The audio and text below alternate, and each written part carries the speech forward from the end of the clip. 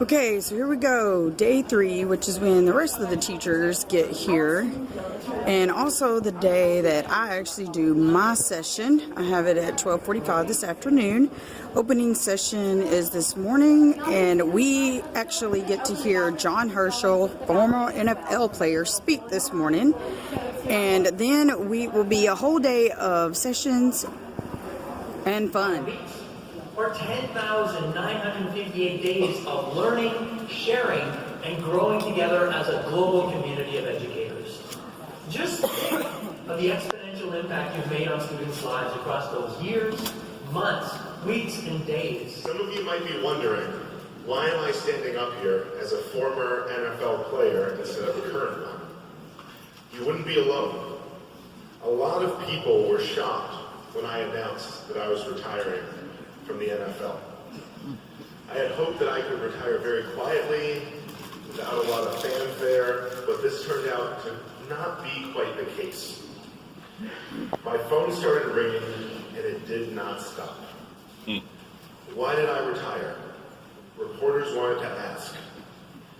After all, it seemed like I had everything going for me. I was making a very good paycheck. It's true. Over 20 times my MIT stipend. And if I played decently well that season, I had a good chance of signing a new contract for millions of dollars. But the more time I spent doing math, the deeper I got into it, the more consuming that passion became.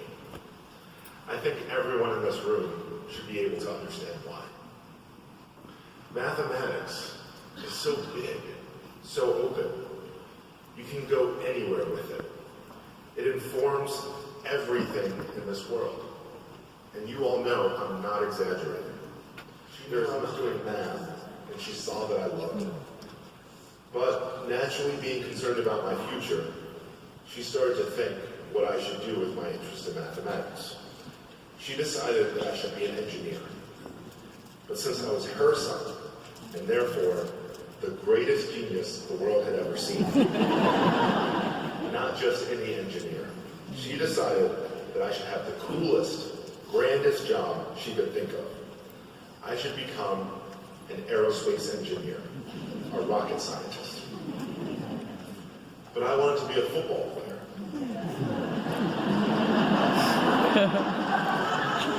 Why? I don't have to explain this to you. For the same reason, boys all over the country want to be a football player when they grow up. It's obvious. Everything around them tells them that a football player is a great thing to be. They see it when they turn on the television. They see it in the way football players are treated in the movies and even at their own schools. They hear about it in small talk about Sunday's big game that they overhear in line at the supermarket. They see it when they watch it themselves, in the athleticism of the players, the thrilling, explosive action, and the intense competition. Let's be honest, football is cool. And from the same places, they learn that math is not. Being a football player is hard, but I'll bet being a math teacher who wants to inspire kids in STEM is a lot harder. You are up against so much in our culture. It's a point of pride for some people to be bad at math. Math is associated with homework, not with daily lives. It's drudgery, not something that anyone can be passionate about. This is a huge problem. The stakes are high. So far as a nation, I have to admit, we haven't been doing well. The default, not only for students, but adults, is to think that math doesn't matter. Math is also reasoning. It's problem solving. It helps us understand what is true and what is false, what's conditional and what is guaranteed. It helps us read the news. If you don't understand statistics, then you're likely to misunderstand reporting about crime, or healthcare, or poverty. If you don't understand how probability works, you're going to be more inclined to believe coincidences are part of conspiracies, or you might not know how to interpret the results of an election poll. If you don't understand game theory, then you might be more likely to start a nuclear war. Properly managing money means understanding concepts like compound interest, percentages, rates of return, risk analysis, time horizons, and statistical concepts. And if you think you can just get someone to hire to do that for you, then you might really be in trouble. If math really is not for you, then I have news for you. Money probably isn't either.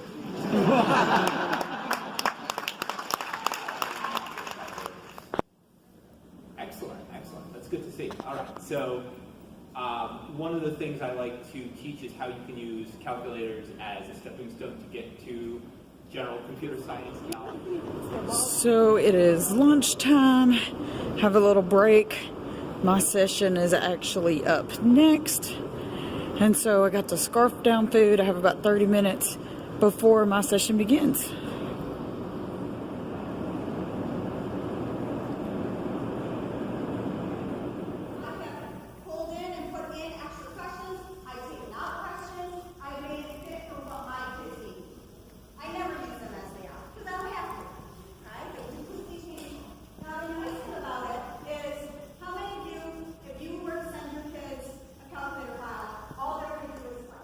Going to put it to rest. It's about learning. Okay. How many of you know how to do the algorithm for square root? You've seen it? But in 6th grade, I had to learn how to do it. Cool. Thank you.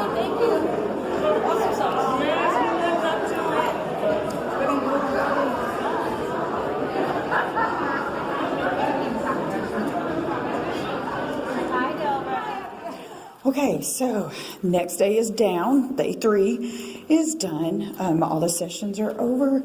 We have a meet and greet reception with all the now, and then we're actually going to go to dinner in town tonight. So we'll see you tomorrow for day 4.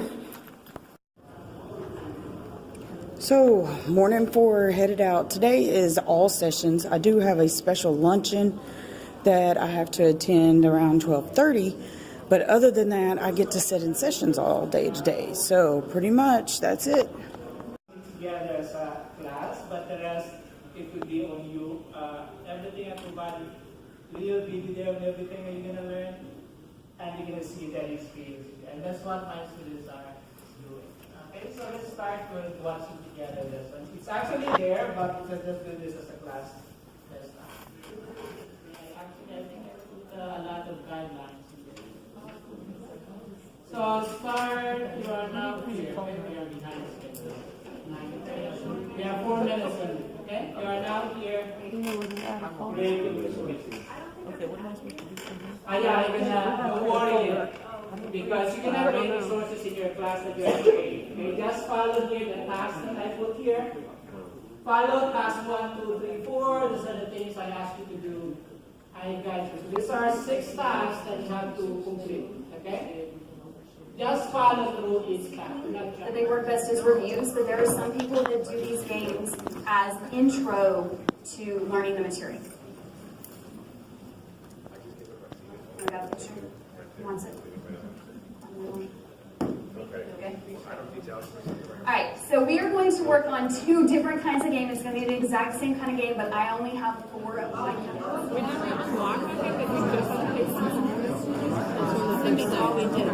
It's this one. I've got it. So 6 is our first one. So equals, what did you get? Negative 56. We're on this side.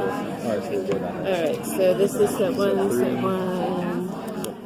Step 3 is here. Okay. Start doing step 1. So,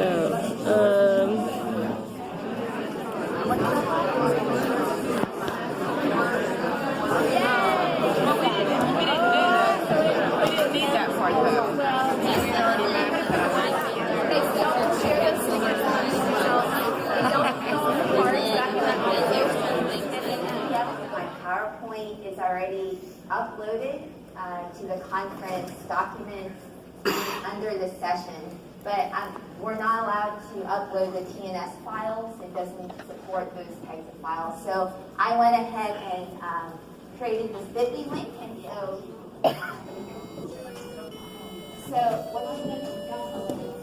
so John, we did this for you already, but John reminded us that there are actually an A and a B end. So if you use this in your classroom, the A end goes into the graphing calculator, the handheld, the B end.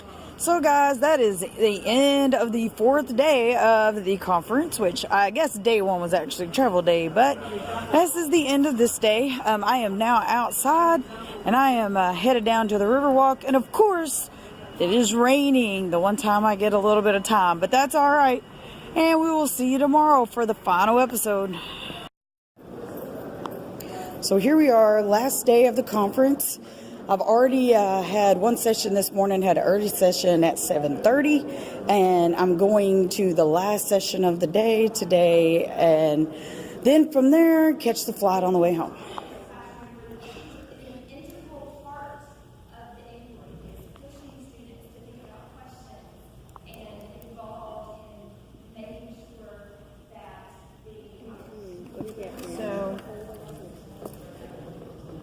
I have this right here, and I was thinking, because I was along those same lines. I'm trying to think of trick. I have 45 degrees here. I know these two angles. Some 40. So if you do it that way, you do it the side. You know, but then we do this one where we're going to because I have this is the sum of the So I'm supposed to go down to Linda's top. So we are all done for the day, and that wraps up the T-Cubed International Conference for 2018. I'm now at the airport waiting on my flight. I will try to get these videos published early this week. I promise I'll try, but I'm not making any promises. See you next year.